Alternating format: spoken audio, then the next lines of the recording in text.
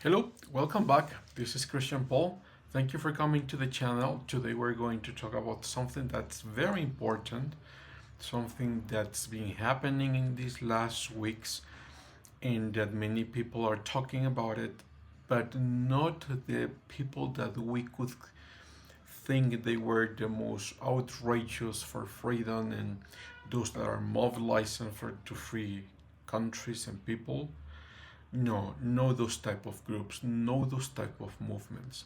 Now I'm actually talking about Iran and what's happening in Iran. And for many of you, it probably is well known that since the Islamic Revolution of 1979, the country went through a period of restricting many of the liberties, imposing the Sharia law, and not only that, but also uh, making a very prosperous country into a monarchy or dictatorship, if you want, that has decreased in the economical in the economic freedom and in the economic growth, and that has put its people into a system of boundaries that many are rejecting right now. You should also consider that before the Islamic Revolution, that country used to be free, with obvious problems that all the countries of the region has, but it used to be free. Christians used to live there, Jews used to live there. There was some kind of freedom. And if you actually see some of the photos of Iran previous the revolution, it was a very amazing country. But after the Islamic Revolution, all these boundaries came and all the problems also with the boundaries came. Because you have to remember something that's very important. Economic prosperity, it's based on freedom, and democracy is based on freedom. So the values of the Western world, meaning Christianity, capitalism, and democracy, are the values that have been the foundation of the development that we have had.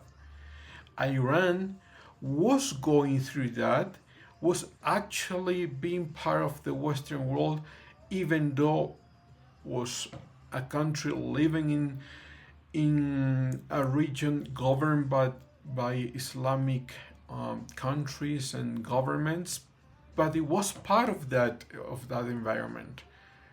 And because of the Islamic Revolution, of all these boundaries were like new boundaries were imposed, especially against women, especially against the female part of the country that like to study, or that even their freedom is taken away, because even in the religious sense, if any member of the family rejects Islam, is under the authority of the husband, their lives, and actually he can not only expel, but he can denounce them, and they can be put into death.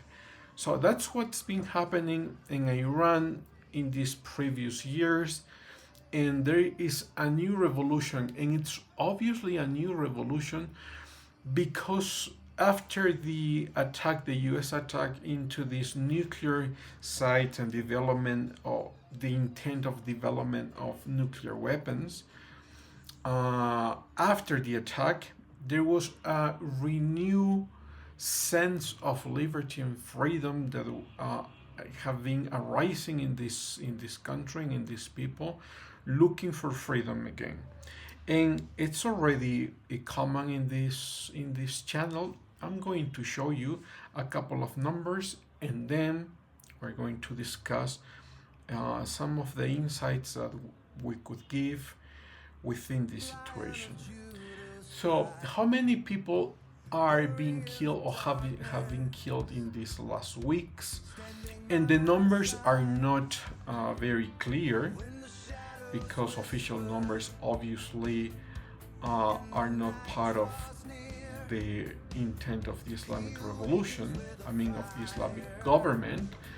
But as you can see here, there are some indicators. Some say that could be around 3,000 people being killed. Others are actually saying that could be 20,000 or even 24,000. So let me read what we have here. By the way, this is according to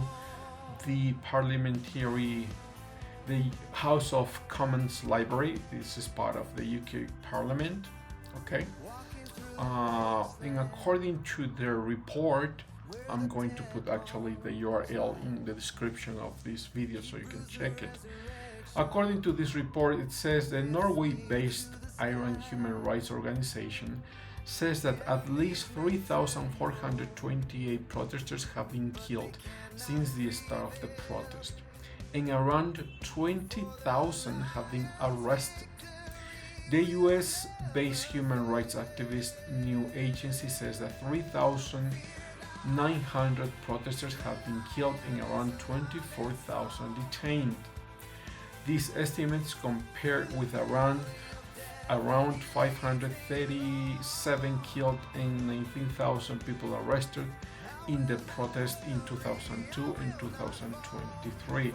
So the numbers are amazingly increasing, and increasing very, very rapidly.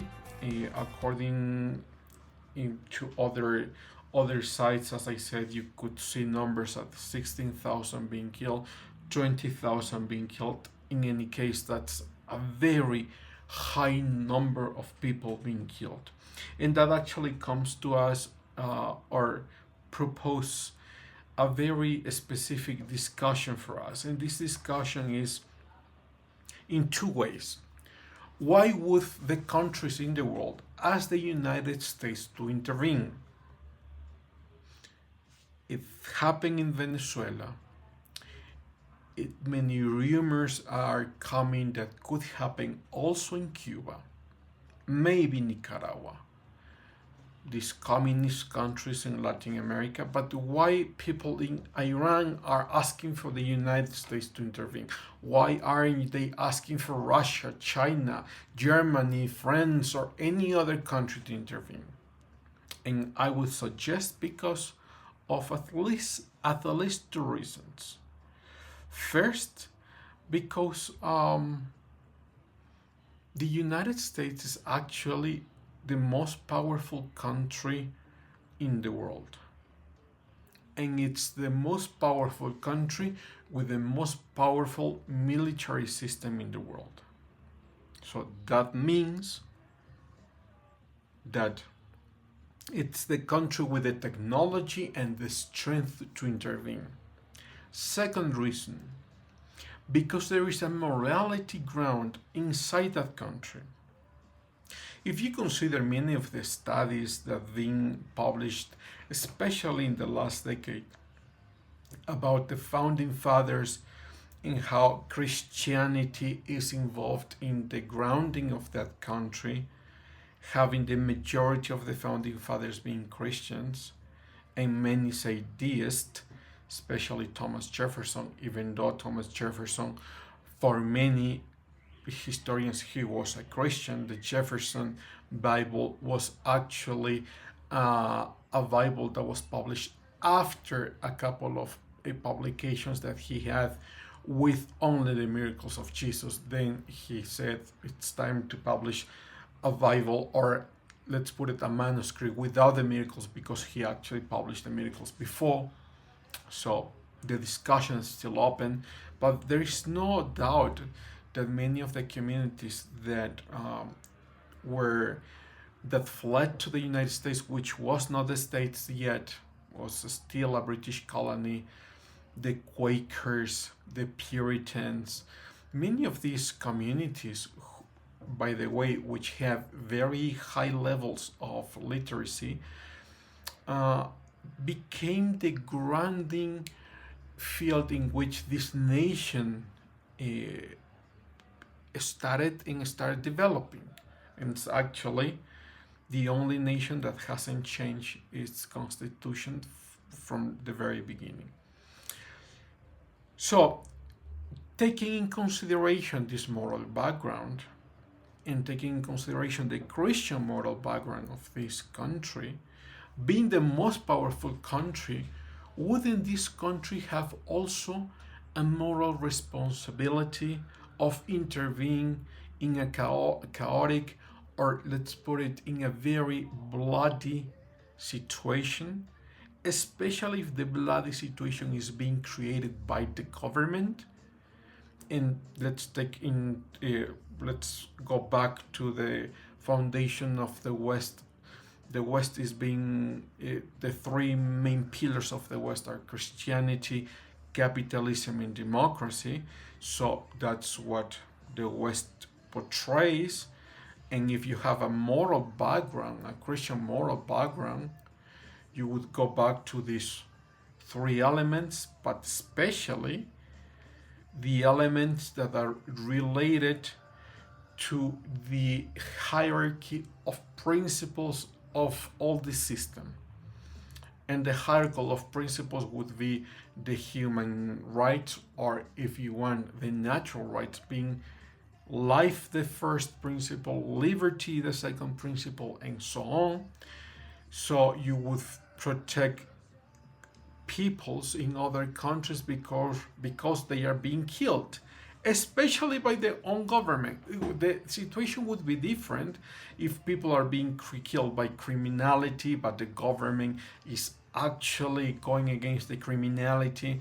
People are being killed by the use of drugs, but the country is actually fighting against the drugs. That's a different situation. But in the case of Iran, as it was in the case of Venezuela, people were being killed, and the deaths that were being produced were actually the responsibility of the government. So if you have the Christian background, and within the Christian background being life the main principle, there is a moral background in which this country would, meaning the United States, would feel the responsibility to intervene. Obviously, taking in consideration also that the people leading this government have the same moral background. But if you have a progressive government, you wouldn't expect that a progressive government had any type of responsibility, because they don't consider Christianity as being the basis of anything that they want to foster or anything that they want to impose. So they wouldn't feel that moral background to intervene, but Christians do feel that moral background. And if you have a Christian government, not meaning Christian as imposing Christianity, but meaning Christian as having the Christian values, you would feel the responsibility. It's like, let me put an example, which is not an analogy per se, because analogies are imperfect and you would have to consider many elements for the analogy, but let me put it an example so we can think it more clearly. If you have a neighbor that you hear day after day that this neighbor is hitting his wife and it's hitting his children to the point that they are screaming for help, it's not your house, it's not your family, but they are screaming for help. If you have the moral background and the responsibility of a Christian a believer, or just having those Christian values, you would try to intervene in that household and try to actually go inside that apartment or inside that house to stop that father or that person, right? Even though it was not your family, even though it was not your house, and you had no responsibility, legal responsibility at least in some countries to intervene, but you have the moral background to intervene, right? And now that comes to the other element that many of the politicians talk about. Is it beneficial for the United States? Well, sometimes it is, sometimes it's not. Like sometimes you can find some economic benefits, sometimes you can find some political benefits. In the case of Iran, you find both. You can have more commerce, more freedom, more liberty within those two countries and actually within the world. Politically talking, you would have another democracy if it actually becomes a democracy, fostering the Western values in a region that's very problematic, very chaotic, and actually portrays the United States as the big devil, as the big evil in the world. So you have both situations in Iran, but I would foster an idea. Even if it's not beneficial for the United States, because of the moral background that it has, and especially with this government, there is some responsibility with the world. And many progressives would say, but who appointed you as the police of the world? Who appointed the United States as the police of the world? And the answer is very, very simple. No one did. But being as the main country of the world, the moral responsibility is different as in China, as in Russia, also as in any other country, because of all the elements. You need the power, you need the military capacity, you need the moral background. And you cannot find that, all of them together, in any other country. So if we go back, let me go back to our numbers. That's the numbers in Iran. In Iran, by the way, it's the country that's been fostering, financing some terrorist groups around the world. You can actually find terrorist groups in Venezuela, in the time of Maduro, in the time of Chavez, being financed by Iran. Terrorist groups in Argentina being financed by Iran. Terrorist groups in other countries in the world, especially in the Middle East, but also in Latin America, being financed by Iran. And if you go back and you see the reports of terrorist attacks in the world, it remains, for the last, I would say, a decade, it remains the Islamic State as the main organization of not only organizing terrorist groups, but as the main organization that have been killing people. That's why it's very important to stop Iran, because Iran is the main country that finances these terrorist groups. According to Vision Humanity, this is the index of the terrorist attacks that the world receives. And if you can see, the majority of these groups are in the Middle East, in Africa, obviously in Asia, especially in Russia, not so much in Europe, although you can find in Germany some higher numbers. But if you can see in Latin America, let me show you here. That's what I was saying. Colombia, Venezuela, in all these countries, they've been having some terrorist attacks. Many of them being financed by Iran. In these groups, especially the Islamic groups, let me read what this index actually portrays and says. The Global Terrorist Index is a comprehensive study analyzing the impact of terrorism of 163 countries.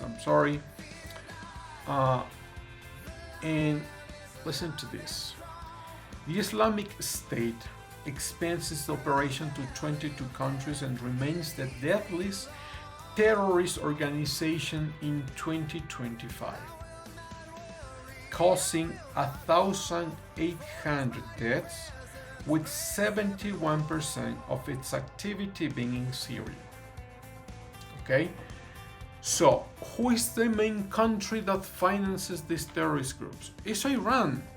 So, when you actually come back and consider, listen, the United States has a responsibility to intervene for many reasons. The moral background, I would say, is the first one, but also for political reasons, also for economic reasons, and probably politically talking, especially for some security reasons.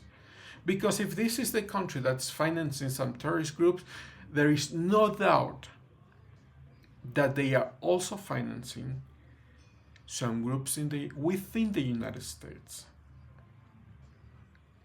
Why do you think that many of these movements have remained silent? Why do you think many of these movements are saying nothing about the youngsters, the women, the people that are being killed in Iran?